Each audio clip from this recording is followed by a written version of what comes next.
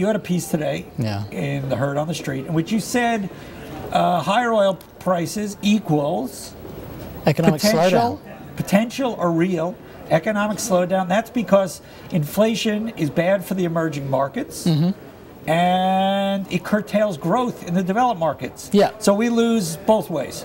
Pretty much. You know, I found it a little too negative. Well, I mean, how do you create? You know, I mean, why is it that the stock market goes up when the oil prices go up? Then can you explain that one? Because the stock market generally has very little to do with what's going on in the economy. Would be my. But your guess. point is, listen, when oil prices go higher, Yeah. that tends to fuel inflation in the emerging markets. Yeah, it works two ways. So, you know, in the West, we are big consumers of oil. We're about half the oil market, but we're not very fast-growing economy. So when the oil price goes up, we're also very dependent on imports of oil. When the oil price goes up, it's basically, you know, $1 less that you can spend on a new iPad or something like that. That comes out of consumer spending. Right. You get $5 gasoline in America instead of spending on discretionary items. Americans have to spend it on their cars. Exactly. Yeah, and you know, we're at a point where if we say we were to average $4 a gallon this year, right now the average so far this year is about $3.55, $3.60 on a national average. I know some people are seeing $4 plus in various parts of the country. But at that point, you know, your average driver will be spending on gasoline this year the most that they've spent since 1980, which, as you may remember, was not a very good year. I want to play devil's advocate with this because, really? First of all, you don't even How have surprising. a car. You don't even have a car. You don't even have a car. And how dare you even talk about the price of gas? I'm part of the new wave. Yeah, whatever it is, 380 or whatever. Yeah. Like, I'm not saying it's good. But I mean, I can't remember it being well under. When was the last time it was under $3 a gallon? Under $3? Nationally.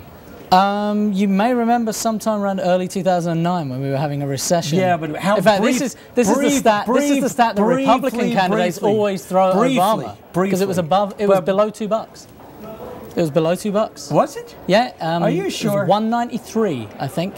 When President Obama took the stage. I'm losing my mind. Yeah. I'm losing my mind. You're like a shill for the Republican Party now. Not so much. No. Okay, so it's bad for developed markets because it's money out of pocket. Although I don't remember. Certainly not in the New York metropolitan area. It wasn't under $2.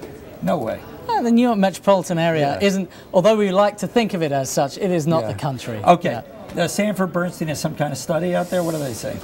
No, well, Sanford Bernstein were talking about the cost to produce oil, but one of the key stats is, so that's the case in developed markets, but in emerging markets, the big problem is inflation because those countries are very high growth, and their main problem, as it has been since time immemorial, is when the emerging markets are growing quickly, they tend to suck in a lot of hot money, inflation tends to go up, and if fuel prices are going up, that's a real problem for them as well. It means that they have to tighten their monetary policy to prevent their economies overheating. And what we're seeing... That's really China. We're talking China and Brazil. China, Brazil, but also lots of other countries. I mean, Russia wants higher oil prices regardless, right? I mean... Well, the government does. Yeah. But at some point, if you've got inflation, they've actually been working very hard to bring inflation down. They won't want to see that reverse. Let's look forward. Let's look forward. Let's look forward. Okay.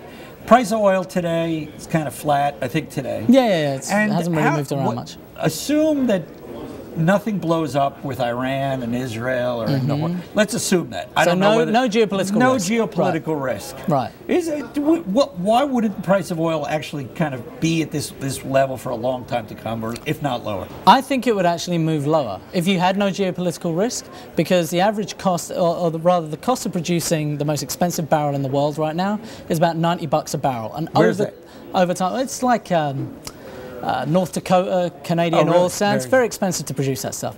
And over time, you tend to see commodity prices move towards a marginal cost of production. So at the moment, we've got a $20 or $30 premium in there. Now, the question is... We got to move fast. Okay, the question is not so much does it blow up, but do we think it's still going to blow up? Because if in 6 months' time we still think it's going to blow up, that premium will still be there regardless of what happens.